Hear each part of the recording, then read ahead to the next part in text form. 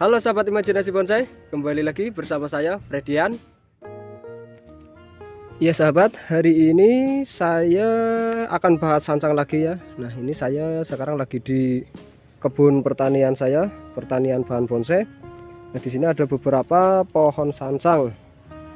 Ini hasil pertanian saya yang tanam terbaru ya, yang belum lama saya tanam atau yang paling baru saya tanam.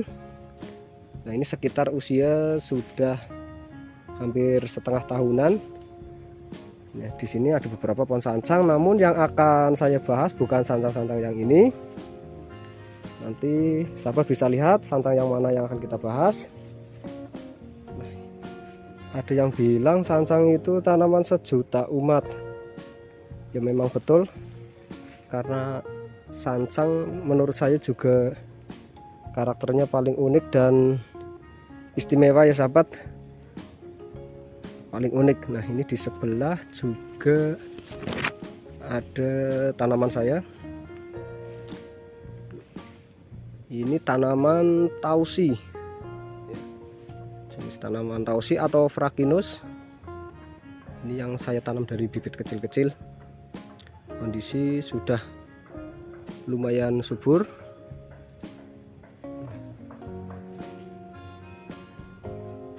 Ya sahabat, langsung saja mari kita lihat pohon yang akan kita bahas, yaitu pohon sancang. Kita balik lagi.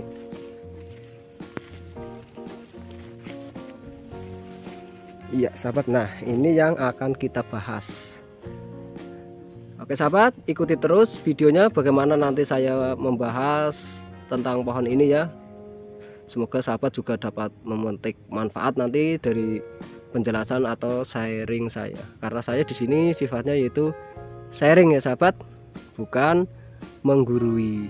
Oke sahabat, ikuti terus videonya.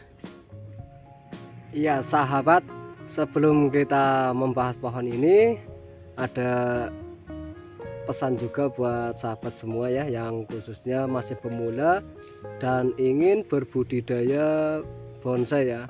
Nah, hal apakah yang harus pertama kita lakukan ketika kita ingin melakukan budidaya bonsai atau membuat bonsai? Karena banyak juga yang sebenarnya sih tidak salah langkah, namun cara mempelajarinya itu tidak melalui tahapan ya, atau memulainya itu langsung lompat ke level-level yang belum seharusnya, atau kita melewati tahapan yang penting malah kita lewati ya. Poin pertama jika kita ingin melakukan budidaya bonsai atau membuat bonsai adalah hal pertama yang harus kita lakukan, yaitu kita harus mempelajari yang namanya ilmu pertanian ya. Karena bonsai itu kan sebuah karya seni hidup dan berhubungan langsung dengan jenis tanaman juga ya, tanaman-tanaman tertentu. Nah, maka kita harus mempelajari teknik-teknik pertanian juga ya. Ya, karena kita bermain bonsai itu enggak hanya kita bagaimana cara membuat bonsai dan bagaimana cara mengawat bonsai, membentuk bonsai, namun kita juga mengamati bagaimana supaya bonsai itu bisa beradaptasi, hidup, subur. Nah, itulah poin yang terpenting. Makanya bonsai itu tidak bisa lepas dari yang namanya ilmu pertanian juga ya sahabat. Makanya kita harus pelajari juga, atau malah ini menurut saya yang paling terpenting, yaitu ilmu botani ya sahabat. Kita pelajari 70% adalah ilmu-ilmu pertanian, baru 30% kita ilmu perbonsaian. Jelas ya sahabat. Nah, untuk selanjutnya mari kita bahas pohon sancang ini ya sahabat. Oke, mari kita lihat secara lebih dekat. Iya sahabat, untuk selanjutnya kita bahas pohon ini. Nah, ini pohon sancang dengan kondisi saya tanam setengah menggantung. Nah, yang akan kita bahas adalah ketika pohon sudah ditanam setengah menggantung seperti ini, tidak ditanam tegak dulu. Nah, itu dari pembesaran ya, atau untuk pembesarannya itu akan terjadi sangat lambat jika kita hanya memakai tunas-tunas yang di bawah ya, atau mengarah ke bawah seperti ini. Nah, jadi untuk menyiasatinya kita harus memprioritaskan mata tunas yang tumbuh ke atas. Nah, misal ada tumbuh mata tunas baru, itu kita arahkan saja ke atas, bisa 1 atau 2. Nah, saya di sini sisakan 2 yang untuk memacu pembesaran. Jadi diarahkan ke atas. Jadi sama halnya seperti pohon yang masih ditanam tegak. Ya, meskipun ini dari cabang pertama sudah menggantung, sampai ujung sini ada tunas yang dikembalikan tegak. Nah, itu untuk pertumbuhannya sama saja dengan pohon yang masih ditanam tegak.